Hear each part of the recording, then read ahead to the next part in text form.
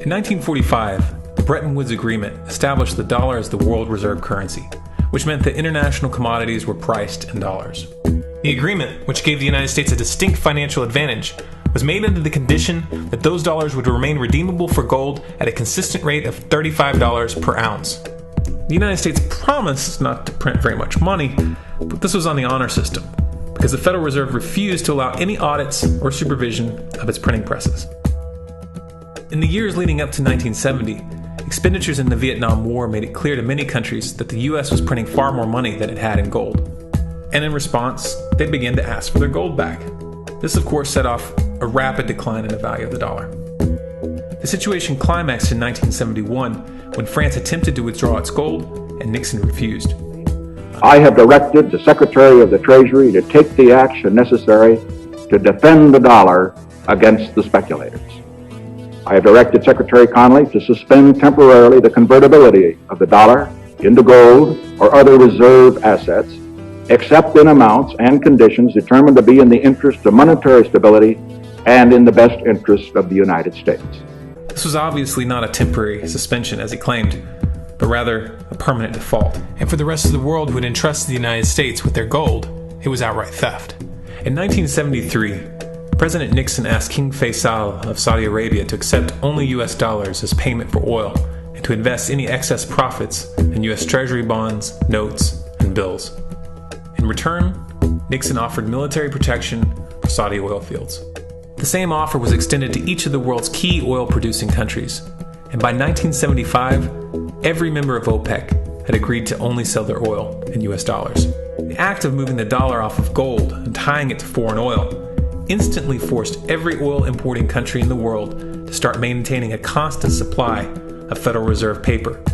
And in order to get that paper, they would have to send real physical goods to America. This was the birth of the Petrodollar. Paper went out, everything America needed came in, and the United States got very, very rich as a result.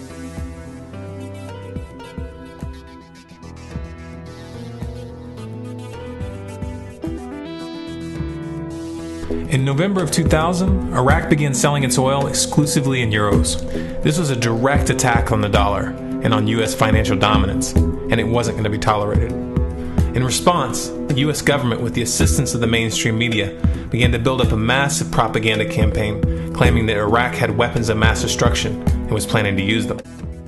Should terrorists obtain these weapons, now being manufactured and traded around the world, the carnage they could inflict to our economies, our security, to world peace, would be beyond our most vivid imagination. My judgment as Prime Minister is that this threat is real, growing, and of an entirely different nature to any conventional threat to our security that Britain has faced before. In 2003, the U.S. invaded, and once they had control of the country, oil sales were immediately switched back to dollars. This is particularly notable due to the fact that switching back to the dollar meant a 15 to 20% loss in revenue due to the euro's higher value. It doesn't make any sense at all unless you take the petrodollar into account. So I came back to see him a few weeks later, and by that time we were bombing in Afghanistan. I said, "Are we still going to war with Iraq?" And he said, "Oh, it's worse than that." He said, he reached over on his desk, he picked up a piece of paper, and he said, I just got this down from upstairs," meaning the Secretary of Defense's office today, and he said, "This is a memo that describes how we're going to take out 7 countries in 5 years, starting with Iraq and then Syria, Lebanon, Libya, Somalia, Sudan, and finishing off Iran."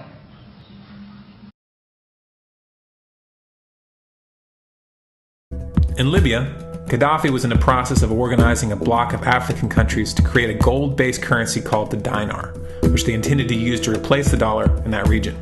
U.S. and NATO forces helped destabilize and topple the Libyan government in 2011. Tonight, British forces are in action over Libya. They are part of an international coalition that has come together to enforce the will of the United Nations and to protect the Libyan people. After taking control of the region, U.S. armed rebels executed Gaddafi in cold blood and immediately set up the Libyan Central Bank. Iran has been actively campaigning to pull oil sales off of the dollar for some time now, and it has recently secured agreements to begin trading its oil in exchange for gold. In response, the US government, with mainstream media assistance, has been attempting to build international support for military strikes on the pretext of preventing Iran from building a nuclear weapon. In the meantime, they established sanctions which US officials openly admit are aimed at causing a collapse of the Iranian economy. Syria is Iran's closest ally, and they are bound by mutual defense agreements. Russia, China, and Iran have all explicitly sided with the Syrian government. Russia is providing air support, advanced anti-aircraft missile systems, heavy weapons, and training. Iran, for its part, has troops on the ground.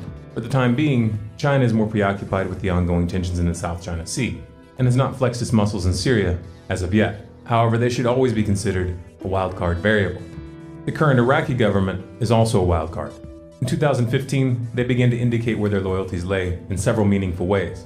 For example, they told the US government that new ground operations were not welcome, while at the same time announcing that they intend to look to Russia for military assistance. The list of countries pushing for regime change in Syria is a bit longer. United States, France, England, Germany, Saudi Arabia, Jordan, Qatar, Turkey, and Israel. If seeing all these characters in bed together strikes you as strange, looking at their motives will clarify things considerably. There isn't just one motive for this bloodbath. Rather, there's a matrix of motives which intersect in some rather odd places. Of course, money had to play a role. In 2009, Qatar put forth a proposal to build a natural gas pipeline which would have passed through Saudi Arabia, Jordan, Syria, to Turkey, and into Europe. The president of Syria, however, rejected this proposal. Instead, in 2011, he forged a pact with Iraq and Iran to run a pipeline eastward, cutting Qatar and Saudi Arabia out of the loop completely. It was around this time that jihadists began flooding into the region intent on ousting Assad. The West presented these groups as freedom fighters. Iran is Shia. The current government in Iraq is Shia and has strong ties with Iran. The pipeline deal which Assad accepted would strengthen the Shia bloc and expand its regional influence. The Sunnis don't like this. In fact, they've even coined a term to describe it: the Shia Crescent. Let's be very clear. ISIS is not just a terrorist organization. It is a Sunni terrorist organization. That means it blocks and targets Shia. And that means it's serving the interests of Turkey and Saudi Arabia, even as it poses a threat to them. Because neither Turkey nor Saudi Arabia want an Iran, Iraq, Syria, Lebanon bridge that isolates Turkey and cuts Saudi Arabia off. Israel also doesn't like the Shia Crescent at all, and they have decided to work with the Sunnis to form a parallel bloc to counterbalance Iran's influence. This is why Israel has launched numerous airstrikes against the Syrian government over the years and has provided medical care, logistical support, and safe passage to known jihadists. In 2013, Israel's ambassador to the US, Michael Oren, told the Jerusalem Post that, quote, "The initial message about the Syrian issue was that we always wanted Bashar Assad to go. We always preferred the bad guys who weren't backed by Iran to the bad guys who were backed by Iran. This was the case," he said, "even if the other bad guys were affiliated to Al-Qaeda." Let that sink in for a moment. Now, at this point, if you were to ask any of these governments directly why they're arming and funding jihadists in Syria, they would claim that they are only supporting the moderate rebels, specifically the FSA. We believe there are around 70,000 Syrian opposition fighters, principally the Free Syrian Army, who do not belong to extremist groups and with whom we can coordinate attacks on ISIL. FSA commanders have gone on record to say that they cooperate with and conduct joint operations with al-Nusra, and ISIS and al-Nusra have officially formed alliances. And it is well established that the FSA command has been dominated by Islamic extremists for years. He even claimed a 70,000 strong force of moderate FSA fighters were ready to coordinate action against ISIL with the Western air campaign. That claim has not remotely stood up to scrutiny. The FSA, which includes a wide range of groups, few, if any, would regard as moderate and mostly operate in other parts of the country. The only ground forces able to take advantage of a successful anti-ISIL air campaign are stronger jihadist and Salafist groups close to the ISIL-controlled areas. And let's not forget about the oil.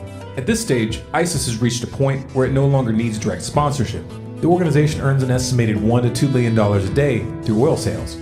The US was aware of this, but did nothing to stop it. They didn't even condemn the country which was facilitating the sale of this oil. Russia, on the other hand, began targeting oil convoys headed into Turkey in November of 2015. Shortly thereafter, Turkey shut down a Russian Su-24 that supposedly violated Turkish airspace for 17 seconds. In response, Russia released satellite evidence that they claim shows how Turkey is smuggling oil from ISIS. The US government dismissed this evidence, but didn't counter it with any evidence of their own. So where is the oil going? All along, there's always been the idea that Turkey was supporting ISIS in some way. We know they've funneled people going through Turkey to ISIS. Someone's buying that oil that ISIS is selling. It's going through somewhere. It looks to me like it's probably going through Turkey. But the Turks haven't acknowledged that.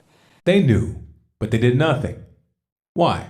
Well, let's ask Mike Morrell, former deputy director of the CIA. There seemed to have been a judgment that, look, we don't want to destroy these oil tankers because that's infrastructure that's going to be necessary to support the people when ISIS isn't there anymore. And it's going to create environmental damage. The United States and France are keen to make a show of airstrikes and special forces, but what they really want is the ability to operate in Syria militarily. This is the only way they'll have any chance of influencing the outcome. Trouble is, Russia is dug in. Unlike the United States and France, they have permission to operate in the country, and this has allowed them to set up bases and a strong anti-aircraft defense grid, which at any point can be used to enforce a no-fly zone. Washington is in a weak position. It can't really win from this angle, so they'll have to find a way to put Russia off balance and retake the momentum. It's important to remember the real stakes in this conflict. The West is in a state of decline. Their influence is waning. If the US and their allies fail to remove Assad from power, what they will be faced with is more than just a strong Shia crescent. If they fail, they risk being edged out of the entire region and replaced by Russia. This would give Russia an enormous amount of leverage in global energy markets. And this, of course, has serious implications for the petrodollar. For Washington, this is an unacceptable outcome. So expect the unexpected.